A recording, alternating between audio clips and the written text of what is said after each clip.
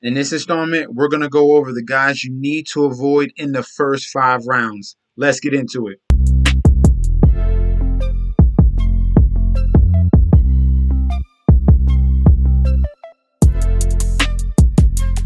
Hey, yo! Welcome back to the channel. It's your boy Chef D, and I'm here to give you the winning ingredients for your do not draft list. This is the part 1 of our series of do not draft. I'm going through rounds 1 through 5, giving you one guy that you need to avoid in each and every round. Avoid the landmines, guy. That's very, very key. Avoid the landmines, and you will prosper. All right. Before I deep dive into that, don't forget to like, comment, and subscribe to the channel. Make sure you follow me on Instagram and Twitter at MetsNetsJetsD. Do not forget about the TikTok at Chef_D91. And don't forget about the Patreon if you want more DFS, betting, and fantasy football help. All that is there, and all the links will be down below. First up, round 1, the guy we need to fade in our drafts will be Dalvin Cook. All right. There's a new sheriff in town for the Minnesota Vikings, and his name is Kevin O'Connell. All right. No more Mike Zimmer. No more run-first offense. Kevin O'Connell is coming over from the Los Angeles Rams, and he's bringing that pass-first offense to Minnesota for Kirk Cousins, for Justin Jefferson, for Adam Thielen, for KJ Osborne, and for Irv Smith. All right. You can get a total change over here. And there's other problems coming from Dalvin Cook. The reason why I don't like his ADP at 8. The first thing we're going to focus on, the reason why I'm not feeling his current ADP, if we go over and look at his efficiency. The past 3 years, there's been a clear decline in his yards created per touch and his yards per touch each and every season the past 3 years. We're talking about going from number 12 in yards created per touch going all the way to number 39. That's stark. In yards per touch, he was top 10, and now in 2021, he went all the way to number 21.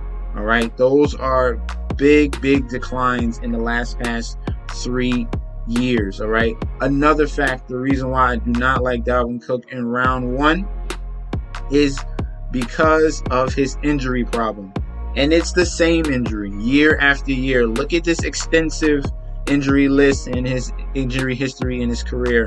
ACL tear 2017, hamstring 2018, right SC joint sprain 2019, left shoulder sprain, groin strain, ankle sprain, labrum tear, and shoulder dislocation. He has multiple injuries with the same problem. It's his shoulder. Once you have a labrum tear, that tissue is already gone. It has a high probability of happening year after year, and it happened. It happened in 2019. It happened in 2021. It happened in 2019. It can happen again. All right, we gotta avoid these injury-prone running backs, and he's definitely high on the list. Another reason why we do not like Dalvin Cook in round 1 is who he's going around. Dalvin Cook is high, number 4 on this tier 2 list at the running back position. Najee Harris is going to get a big workload with Pittsburgh. There's no one behind him. I don't expect him to be that least efficient as he was last year because Big Ben wasn't really a threat. So, of course, they're going to put people in the box. Now, we have weapons for the Pittsburgh Steelers. There's actually someone that can threaten to throw the ball downfield. Things are going to be better for Najee Harris. Derrick Henry has upside of being a top tier 1 running back as well.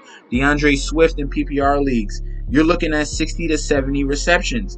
That, I can't fade that. I'd rather have that than what I'm seeing out of Dalvin Cook because he can't stay healthy. Not only that, if you go into tier 3, Aaron Jones is another option at that position where there's no more Devonta Adams, and he averages 22% more fantasy points without Devonta Adams. Another one, Alvin Kamara. He's not going to get suspended. He's looking like he's going to play an entire season. That's another person I will put above Dalvin Cook. So his current ADP right now is way too expensive. We are not going to draft him this year. 8 is not a good spot. He finished RB16 last year. He's probably going to do it again. So he's going to be one of our main fades in round 1. Round 2, the guy we're going to be fading in round 2 will be Deebo Samuel. And yes, I understand. Everyone loves Deebo Samuel. He had a great 2021 season. Finished wide receiver 3. Yes, he just got paid. All right, they're going to be all invested in him. He just got paid. There's nothing to worry about. They're going to run him to the ground. No. All right, I see a big efficiency problem here for Deebo Samuel. That was insane. What he did was once in a lifetime for in an NFL season. Similar to what we saw in Derrick Henry, what happened to him after he ran 2,000 yards. Regression. Same thing's going to happen to Cooper Kupp this year, and the same thing's going to happen to Deebo Samuel, all right? You're not going to have back-to-back historic seasons, all right? There's going to be regression, and that the price we're paying, I'm not willing to pay that price in the second round, okay? Plus, we have a change of guard. Jimmy Garoppolo was not mobile, and he only threw short yardage, okay? That is a fact. Trey Lance is now in the fold, and Kyle Shanahan has been waiting to utilize a rushing quarterback, all right? He's been dying to use a rushing quarterback. Trey Lance can also throw the ball down the field, which Jimmy Garoppolo cannot do. As you saw, Trey Lance in his first preseason game threw a deep ball to their rookie wide receiver, Gray. 70-yard touchdown, easy score. That's going to be a big factor in the San Francisco 49ers offense. Hitting them with the run and then taking deep shots down the field, utilizing Ayuk and their other wide receivers. Deebo Samuel's mainly a short yardage guy. And also with Deebo Samuel, if we go down here, he is not good against man coverage at all. Number 35 in route win rate. Number 36 in routes versus man. Number 57 in win rate versus man. Target rate versus man is 42. Separation versus man is number 86. All these are horrible numbers for Deebo Samuel. Okay, not only that, when I speak about Trey Lance, where do you think Kyle Shanahan is going to utilize Trey Lance? In the red zone. Red zone rushing attempts last year, Deebo Samuel was second last year on the team. 23% target share rushing attempts in the red zone. We're talking about 11 rushes, 4 touchdowns, all right? That's going to be a stark difference. Trey Lance comes into the fold. It's going to be Eli Mitchell. It's going to be Trey Lance. Eli Mitchell might have the same target share at rushing attempts in the red zone. And I'm telling you that's going to happen. They're going to do bootlegs. They're going to do sneaks.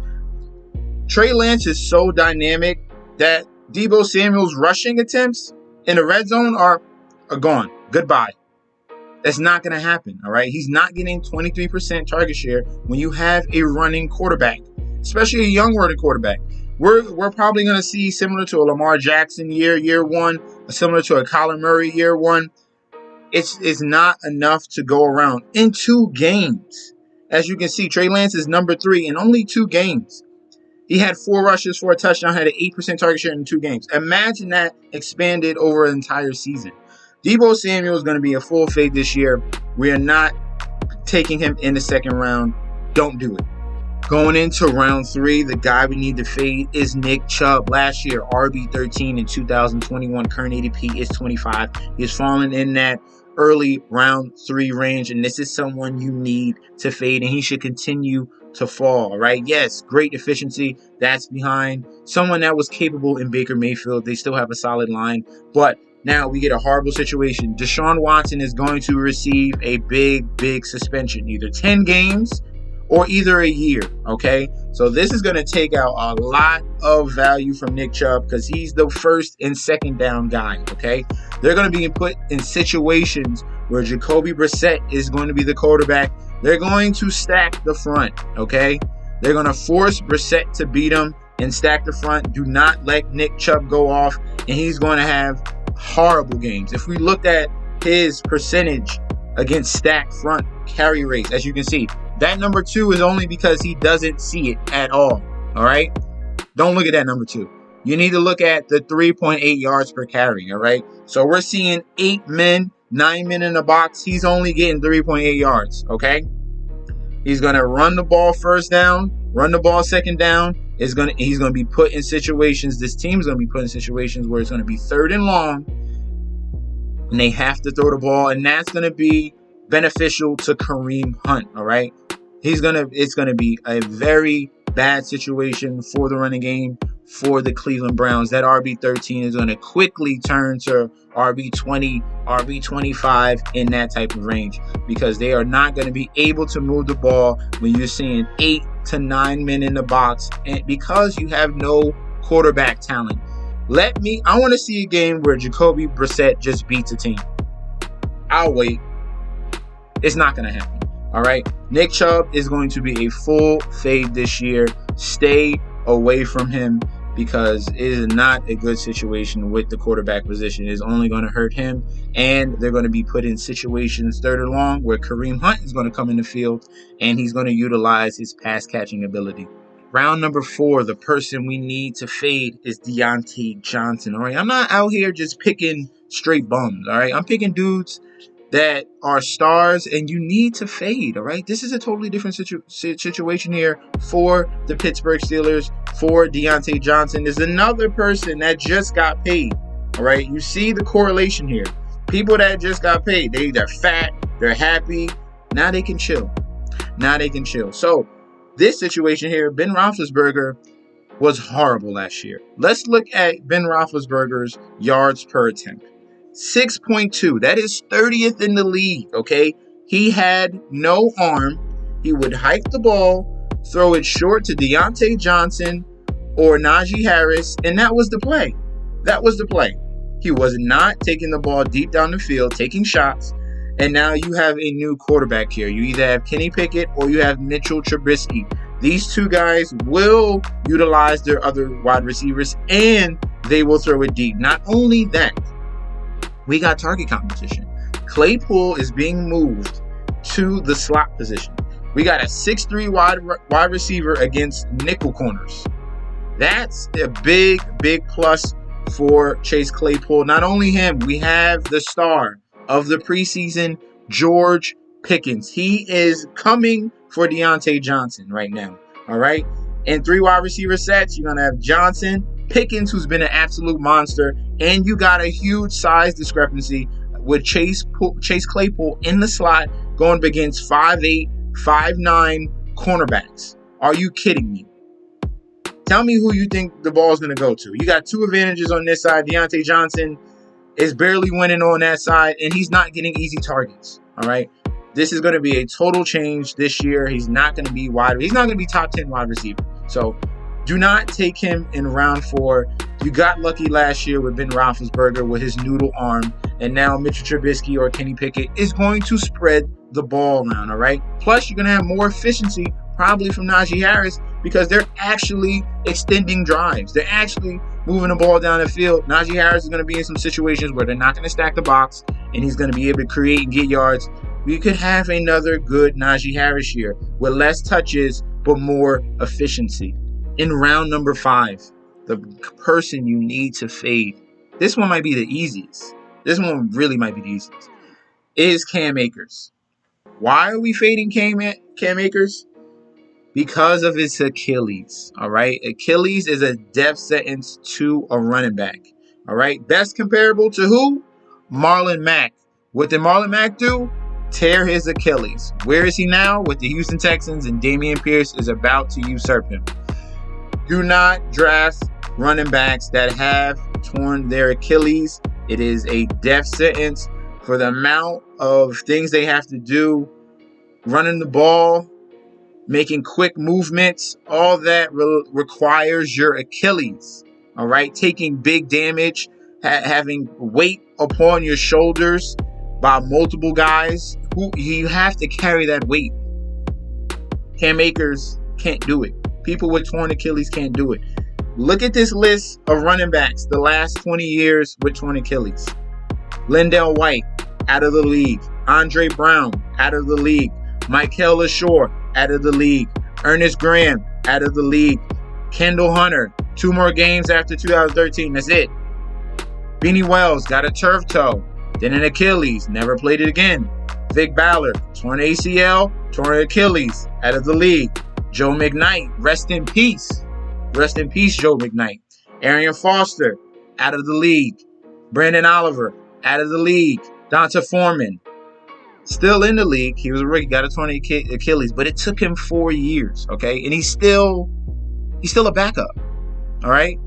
Isaiah Crowell, out of the league. Marlon Mack is on the Texans and now is about to be usurped by Dameon Pierce, okay? So do not draft Cam Akers this year. Please do not, right? Those are the 5 guys you need to fade in the first 5 rounds. Make sure you look out for part 2. We're going to go through round 6 all the way to round 10 guys you need to fade. Don't forget to like, comment, and subscribe to the channel. Make sure you follow me on Instagram and Twitter at MetsNetsJetsD, and I'll be back with another video very soon. Peace out, guys.